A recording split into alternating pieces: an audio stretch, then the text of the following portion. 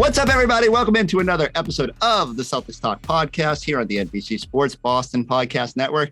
And it's another late one, Amina. Oh, yeah. It is, the Celtics have completed a 4-game sweep of the Brooklyn Nets, have punched their ticket to the Eastern Conference semifinal. Mm-hmm. I always got to think about it. Yeah. Not the finals yet. It's a more fun when it's those rounds. But let's just start there. Mm-hmm. A sweep.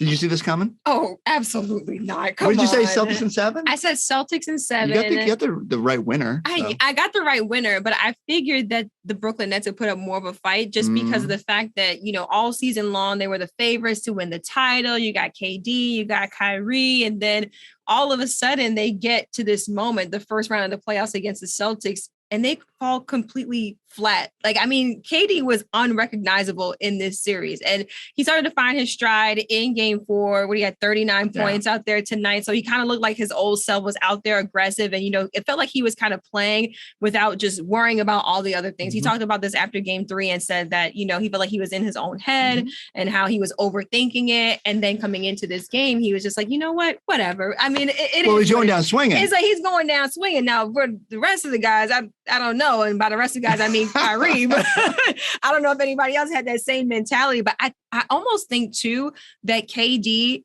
heard what everyone was saying for the last couple of days and talking about his legacy. And that KD loves Twitter. Let's be honest. And Twitter has been relentless about KD and his legacy and his series and what would happen if, the Celtics would sweep. And now the Celtics did win with the sweep. But I think KD wanted to go down swinging, and he did do that tonight. But luckily for the Celtics, they came out with the win. So I completely agree. My biggest fear was that after 3 duds, and he was going to be like, you know what, screw all those Twitter people, I'm coming out, I'm going to drop 50 and send this thing back to Boston. But I also thought maybe Kyrie would be like, man, I don't want to go back to Boston. That too. And would find a way to circumvent that and guard Jayson Tatum and do crazy Kyrie things. But it actually didn't play out that way. Kyrie actually had a big 3 late in the game where they crawled within 3, I think. And I'm thinking, oh, man. But here's my biggest takeaway is the Celtics played 4 games in which they had to find like a creative way to win in each one.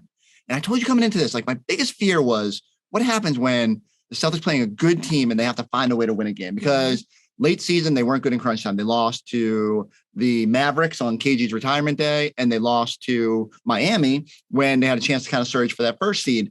But the last 4 games, they found a way, whether it's Jayson Tatum's late game bucket in 1, rallying out of a 17-point deficit in game 2, even just like the number of times they had to stiff arm the Nets in game 3. Yeah. And then in this one, when it gets close without Jayson Tatum out there. And that's what I'm not going to lie. Right? I was a little scared when Jayson Tatum got into foul trouble and he headed to the bench. I was like, okay, this is where we're going to see who this Celtics team really is at this point, because the Nets, they were still in it. At one point, they were within 1 point of the Celtics in the fourth quarter. And then I thought to myself, I was like, okay, well, this is where Jaylen Brown has to really come in and kick it into high gear in the fourth quarter. And that's exactly what he did. But the one thing I did notice about the Celtics in the fourth quarter, and even throughout this entire series, is that they're just such a well-balanced team. Is that that, even if Jayson Tatum is not out there, they're going to figure out a way to get it done. And that's also a credit to the head coach, Ime Udoka, and kind of how he's coaching this team. And we'll talk about probably coaching a little bit as well, maybe the lack thereof of Steve Nash in this series.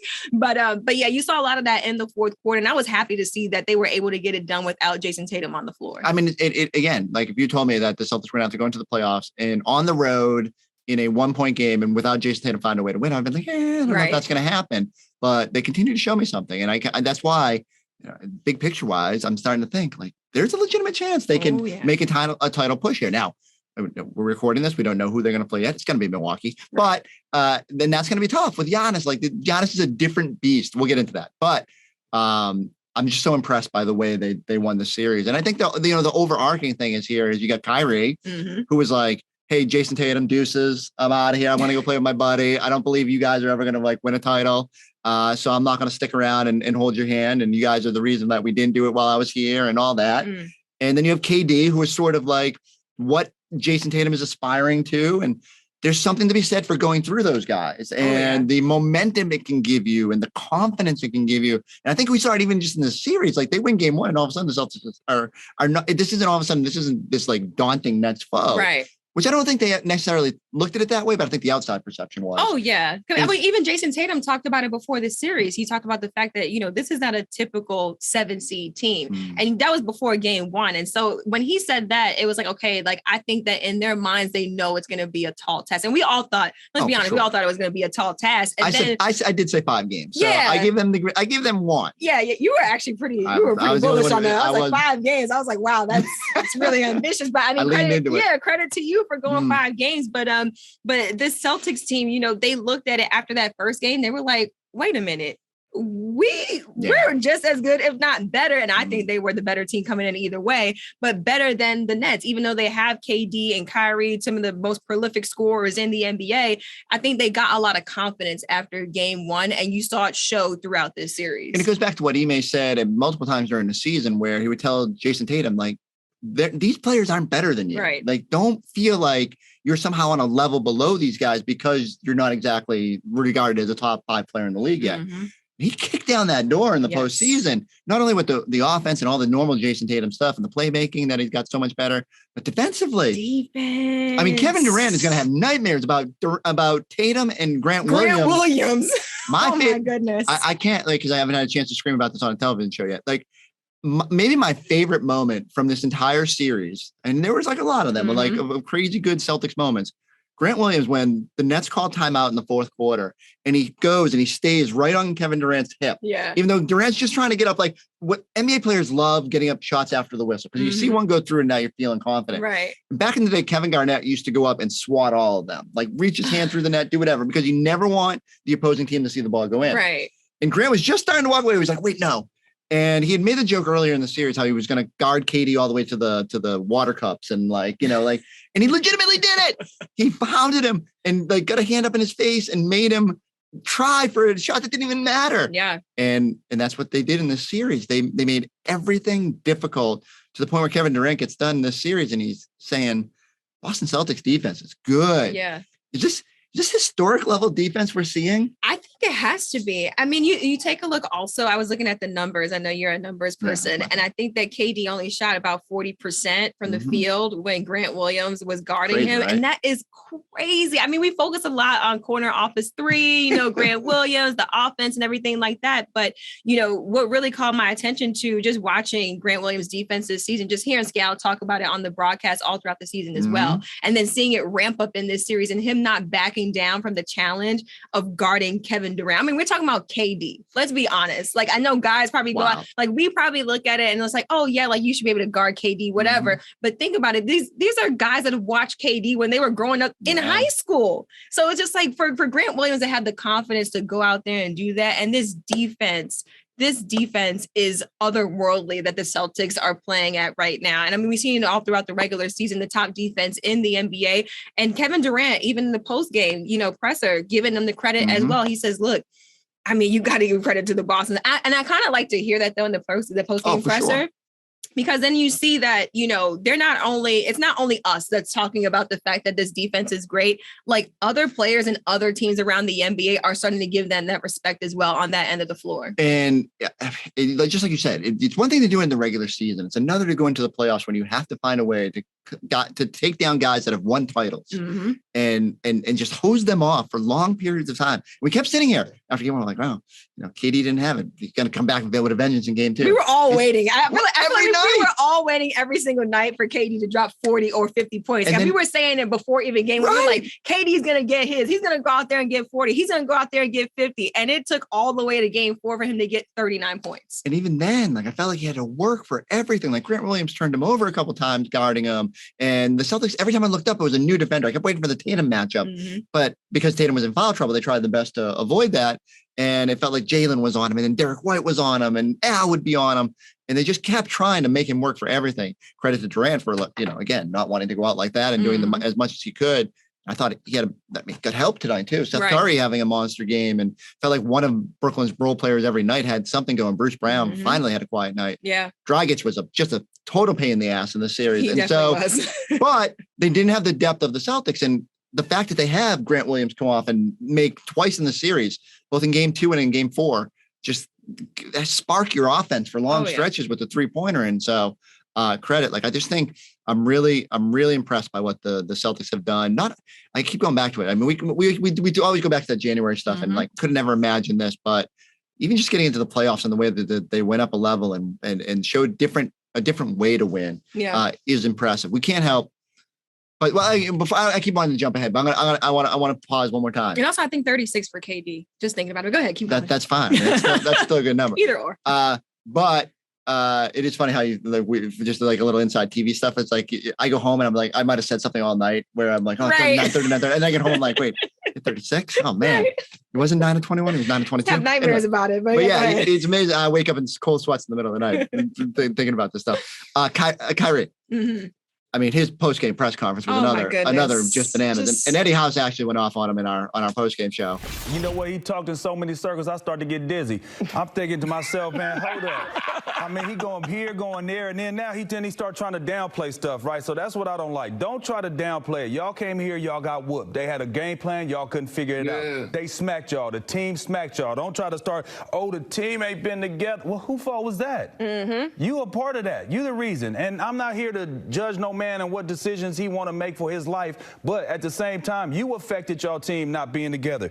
Then you told the heavy lifting. What heavy lifting you did? You played 29 games, brother. There you go. You know, I mean, come on, who created all that extra heavy lifting? You, Kyrie Irving. So at the end of the day, don't get on here and start trying to talk with the slouched and get to talking sad and we got to get this and then talking about upper management and having fuel for. I understand you got fuel and fire to try to come back next. You know, you got swept and that's going. Everybody should feel that. Every competitor should feel that. But don't talk about, with upper management and all this and that. Because whatever y'all doing, y'all need to stop and let the people upstairs handling the business upstairs. And y'all need to handle the business on the court. Because y'all just got mollywopped. Jayson and Jaylen have to take some measure. And even Marcus Smart, all the guys that were here. Mm-hmm. As much as they can say they're buddy-buddy with Kyrie now, it has to matter, right, that they got through him and were able to, vanquish that demon. The same way that Kyrie saged the Garden before that game earlier this year. This has to feel like the Celtics have done something to just sort of move past that moment. Yeah, it has to feel good. And then also hearing Kyrie Irving at the podium talk about, how much this team has grown up. Now, I wasn't here when Kyrie was here, and I don't know. Yeah, I don't know the dynamic between the guys because it apparently right now looks like they're friends. So everything it seems like it's water under the bridge. I don't even know if I have enough time. There's not enough time in this podcast to open that box. I will say, Marcus Smart was always very emphatic that, he liked Kyrie and he understood he was going through a lot and he kind of understood. Jaylen and Kyrie were not as close here, but that's the sense that I got. Then Jaylen come out after in this postseason and said, we're actually closer now in the aftermath. Yep. And sometimes it's like that family member you have that for whatever reason you just can't get along when you're together, but you still have that respect for him. Maybe they're better. You can call them and be cool with it, but we all have family and we all have family like that. Like that are better just going there. Yeah. Yeah, it's got to feel good though for guys like Jayson Tatum and Jaylen, the young guys, as Kyrie refers to them every time. I kind of noticed that. Yeah, I kind of noticed that every time he goes to the podium, he does kind of little brother them a lot. And to see what they've done in this series against Kyrie, it has to be satisfying for them, even though they might be all cool, they might be all friends. But, my coach used to tell me whenever I ran track is that once you get, on the track and you're competing, it's a totally different story. We are not friends. We are not friends. If we're on the track and we're competing, same thing on the basketball court. If we're opposing teams and we're competing, like we're not friends, but it has to feel good from a competitive standpoint. If you're Jayson Tatum or Jaylen Brown, to know that you've overcome the challenge that is Kyrie Irving on the court. I'm disappointed too, because I was going to this isn't the mic we're using today, but I wanted to do the Kyrie where we talk into it, like. I wish we had a loose mic so I could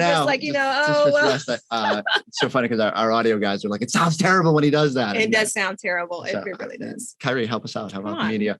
I'm trying to think if there's anything else. The coaching job, you mentioned coaching job. I just think he made coach circles around Steve Nash and made the adjustments. And it wasn't that Steve Nash didn't try to make adjustments. It's just that he was limited in what he could do. They just don't have a lot of pieces, but they could never figure out a way to quite take away the Celtics offense too. Like Grant Williams having big nights. And so I'm just really impressed with the way Ime, especially the resiliency. The Nets are making a run. Here they come again. Just so calm though. That's what he does. Because Ime Udoka's presence on the sideline is just so calming. Like even like being around them for that short stint that I was doing sideline, you could see that nothing really rattles him. You know, like he might get upset maybe at a play, or if there's a miscommunication, or if there's something that happens with the refs. Like those are the things that like it seems like he gets maybe a little upset about, maybe a little bit emotional about. But when you talk about making in-game adjustments and coaching, like Ime Udoka is as cool as a cucumber. Like I don't think I've ever seen like a coach that is just so mild-mannered on the sideline, but also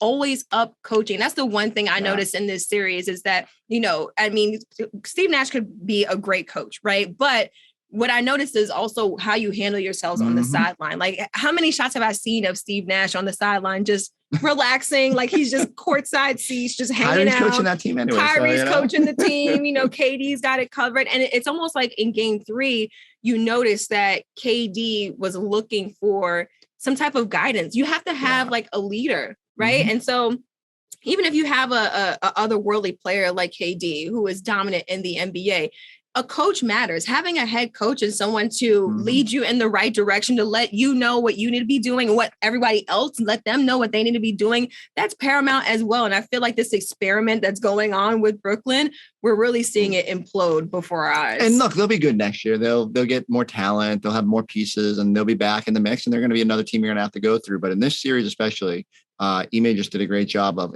I mean, just look at the third quarter numbers. Every third quarter, the Celtics dominated because they would go make little adjustments, little things that they wanted to do different, and it just felt like the Nets stuck to what they wanted to do. And mostly, it was just Kevin Durant bail us out.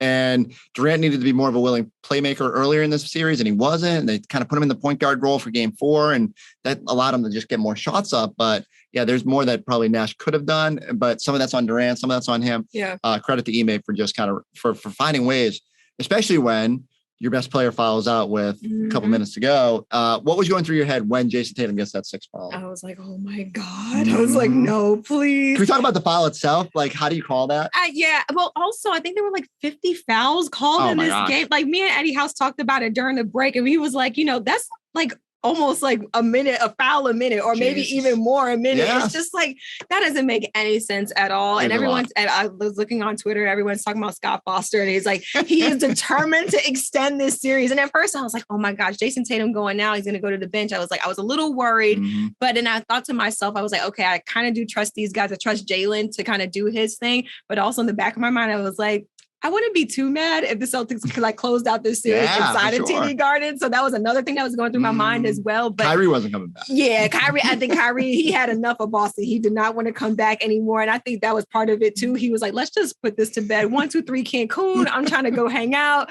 I'm not trying to go back to Boston, especially to finish this series.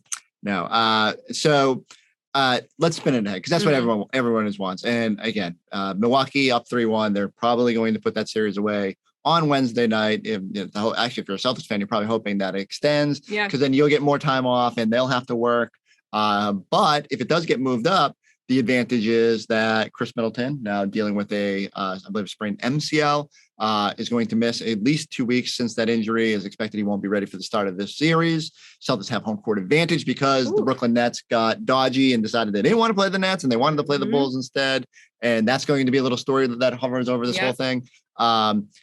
I don't know. You don't have to give a prediction if you don't want. I'm going to put you in a tough spot here. But how are you feeling about the Celtics-Bucks matchup? I'm interested to see how it plays out, because I think that people are starting to realize that this Celtics team is much better than they thought it was, right? And so I remember the Celtics playing the Bucks towards the end of the regular season. They almost won that game. Without Tatum, without Al. Right, exactly. They almost won that game. And so I think it'll be a tough series between the Celtics and also the Bucks, but I don't know who I give the edge to. Yeah, I want to see a little bit more of what this Bucks team looks like without Chris Middleton, and kind of see how maybe that could be something that the Celtics can capitalize on in the second round, or how much of a factor it could be, because as we all know, apparently timelines move when you have injuries. Ben Simmons entered the chat. So I don't know. I think we'll have to see kind of how it plays out and how they finish up this series with the Bulls, but expected to be a tough matchup. This is going to be a huge hill for the Celtics to climb, but I think that this round, playing against the Nets in the first round, I think that helped prepare them for what's coming next. And that's my big thing is if you when we did our Celtics preview show before the playoffs, I was Celtics in 5 against the Nets, and that was a wild prediction. How you keep throwing that in. I almost but here's the thing: it's too stressful. Because then when that game won and they're almost about to lose, I'm like, oh my God, I'm not supposed to be rooting, but I'm actually like rooting in that moment. I'm like, come on. That's why I took 7. Don't make me look bad. Yeah, right. And so I said on that program, and it was so funny because Scal Dodge giving a prediction because he was just like, you guys can handle that. Yeah. I had said Bucks in 7. And he said they're going to probably replay that clip over and over if, as motivation, right? Like on our program and over here's Forsberg doesn't trust. Well, my mood has somewhat changed, not only because of the Middleton injury, but because of the way the Celtics played in this round. And I'm just like more confident in this team being able to go against an elite team like the Bucks and hang in there.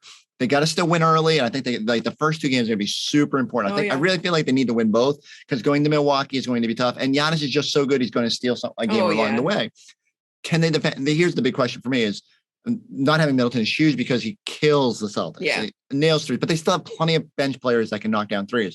My question is, how do they stop Giannis? Ooh. Which is like a question the entire league asks. I'm about to say, because I mean, when they find the answer, let me know. Yeah, and there is no answer. Although, if you told me they were going to stop Kevin Durant, I would have been like, yeah, you're crazy. Right, that's true. That's true. So maybe Ime goes in and schemes something up and finds something. Or stay true to the identity of this team, which is the defense. Keep playing the defense that they've been playing in this first round. It's Giannis. The thing about Durant is Durant is so good because he can just get up over anybody and shoot and make shots. And sometimes you're just not going to make shots. Giannis isn't like that. Giannis is just like, I'm going to bull my way to the basket. His way, I'm going to boom, stiff arm, Euro step, and I'm at the rim. And what do? Right. So back in the day, Al Horford was elite at, I hate to call him a Giannis stopper, but between Embiid and Giannis, like he felt like he had a chance because Al was good enough. And Al played good in this series. It's great that he's going to get some rest before this one because he's going to need it. But they always had another big sort of bulky backline center, like Aaron Baines was here and like somebody else to pound on Giannis. Rob, as much as I love him, is, it puts a lot of pressure on Al here to sort of defend that back line. So Al's got to be great in this series for them to have a chance. But I think if I said I'm not going to do predictions because it's too much stress. He's like, you're going to go there. But I've already hedged my bets because I've already said one thing. I'm now going to go the other way. So I can play both cards. But I do feel like I'm going to go with Celtics in 7 right now because I feel like they're going to be able to get a jump at the start of this playoff series without Middleton. I feel like they might be able to. So like, even if Giannis goes for 50, is the rest of the cast doing enough? Ooh. Maybe Jrue Holiday makes me look silly. Maybe Pat Connaughton has a big, like weird things happen. That's a scary Bucks team though, because they got some shooters. Good. They got some guys that could put to. And that's what Brooklyn didn't have. Like, and I say that while acknowledging that Dragic and Seth Curry had great moments, but like Bruce Brown had some amazing moments in that series, but they didn't have the depth. Like you couldn't consistently lean on all those guys having a good night. Whereas like the Bucks, 2 of those guys are going to have big nights. Bobby Portis is going to like do something crazy and fight somebody. And Jrue Holiday is going to be like the Marcus Smart antidote who they like both just cancel each other out. And so I don't know. So it comes down to like, can your superstars be better than Giannis until Middleton gets back? And I have full confidence in Jalen and Jayson, but I have a lot of confidence in Giannis. And so I can't wait. It's going to be great. Honestly, like I am so excited for what that matchup is going to be because I mean, it's like, we're going to be glued to it, obviously for work, but just for the love of the game and seeing these 2 teams go at it and seeing what, Ime Udoka can draw up for Giannis and how do you contain Giannis? That's going to be interesting in this series as well. But a lot of heart is going to be tested. A lot of heart is going to be tested in the second round. Game 4 took about 3 years off my life. And they were up 3-0. I was, and I don't have a rooting interest here, except that I thought it was important that they got through this series, that you don't play with your food, that you finish it off, start thinking about what's next. And I mean, even if you let Durant and Kyrie win one, weird things can happen. But I'm about to say they couldn't even do that because you give, KD, Kyrie, and this Nets team just a little bit of confidence. Right. That's not what you want. Especially when you had that 12-point lead or 15-point lead in the end of the third quarter, and then Tatum has that stupid foul on Steph Curry, and you're thinking, oh no, don't find a way after finding ways to win games, to lose games. Anyway, that's in the past. But I'm just saying, I need a couple of days now to like mentally get myself ready for this because this series is going to be absolutely bananas, and I can't wait to watch it. And if you're a Celtics fan, you're probably hoping the Bulls at least rough them up a little bit the next couple of days. Nothing crazy. I'm not saying like dirty. Nothing too crazy. Get them tired. But yeah, just like make Giannis work for a few days here or at least one more game until the Celtics get a chance. All right, Amina, let's get ourselves stay loose. Stay loose. Get right. Get some sleep. Get some rest. All y'all can go keep your fingers loose by liking, subscribing, Check us out on the YouTube page. Hey, this podcast is going to be hopping for a couple more weeks. Here we go. We'll see you in the Eastern Conference semifinals when the Celtics play, most likely the Bucks. We'll catch you next time on the Celtics Talk podcast.